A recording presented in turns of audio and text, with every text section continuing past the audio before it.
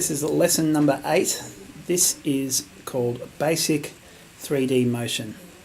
After Effects is getting better and better with 3D all the time. You'll be able to do some pretty wonderful things there in the coming years, but for the purpose of this exercise, we're just going to show some basic 3D XYZ capabilities within just basic 2D layers, I guess. So without further ado, here we go. So let's go on to our timeline, and let's turn our image on as well, and maybe bring our image to the top. So we have our film strip second drop and our image on top. We don't need the audio at the moment. Now what we want to do is, as you'll see in the transform layer, we do have basic rotation options here, which we've already sort of gone through. But we want to be able to see if we can flip things around like a flag or like a flapping door or whatnot. They're all achievable.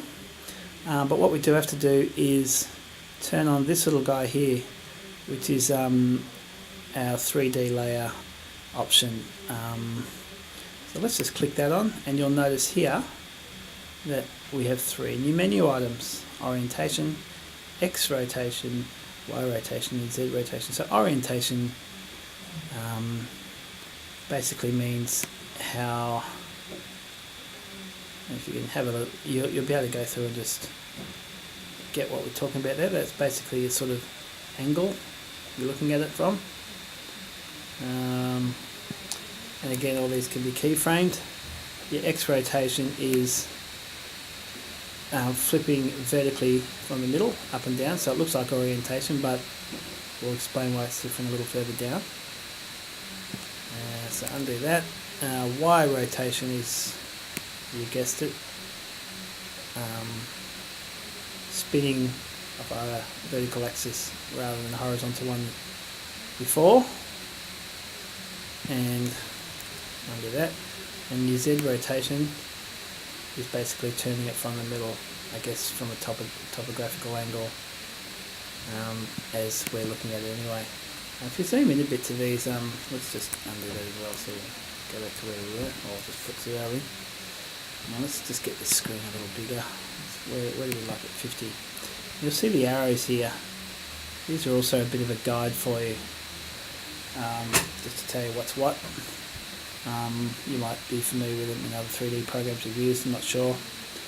But for the sake of this exercise, let's just select 1, 2, 3, 4 and our 0 keyframe here. And drag it down to 2 seconds. Now what we're going to do here is we're going to tell it that we want our X rotation to be, let's just say there, at 70%. So there you go. It will make that spin for you. Alright, very simple. The same applies with the other guys, so you might want to get rid of that keyframe and adjust your Y attributes. So we want to, let's just make it 90. We've come this far. You might also use that as a kind of transition to transition off one bit of imagery or film into the next, whatever floats your boat. Let's just make this a bit quicker actually. 2 seconds is a long time in a tutorial. Alright, so as you can see, it wipes off. Or we can make it, we can do whatever we want. We don't have to make it 90, we can turn it backwards, whatever we want.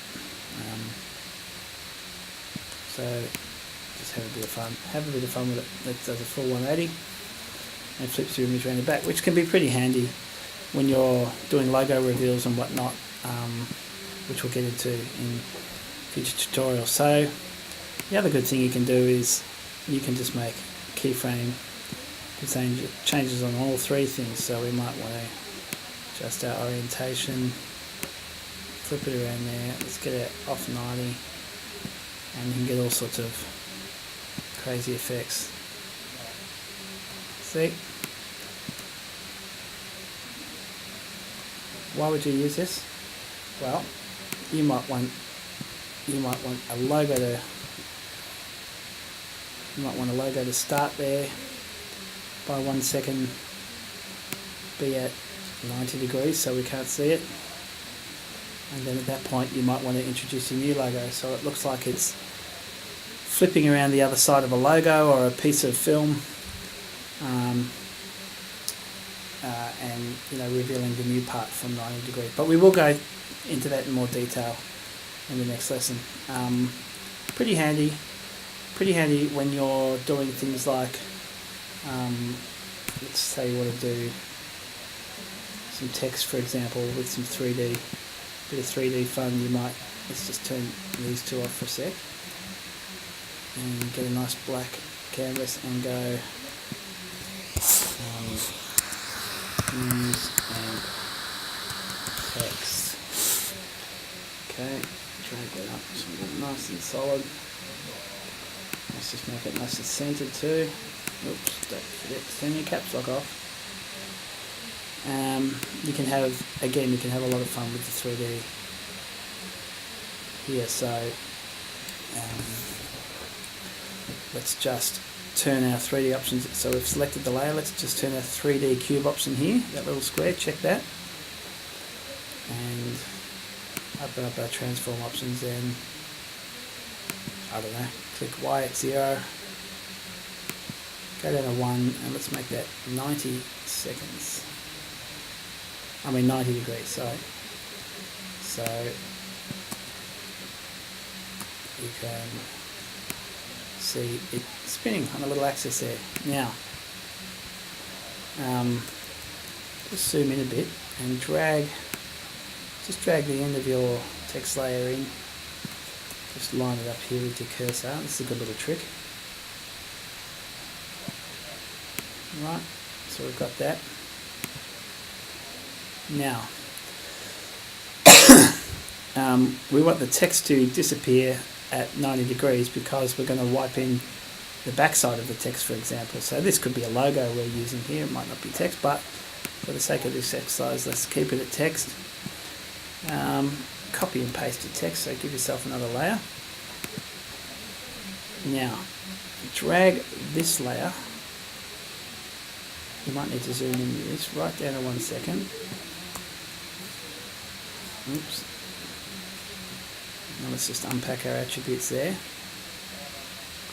What we're trying to do is, once it gets to this text, we want it to be 90 seconds where we left the last bit of text. So let's make that 90. Let's make this one 180. We might need to just expand that slightly there. And you can see what's happened. It's done a flip. Now, let's click on this text and go character. Click on your colour swatch here. The big one, just click once. Let's just make that whatever colour. Watermelon. Now, watch this. It is. Let's change colour. How cool is that?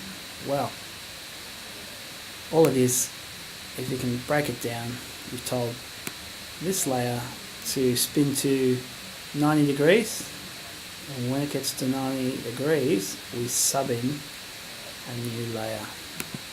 So we might want to call that Magic A. So again,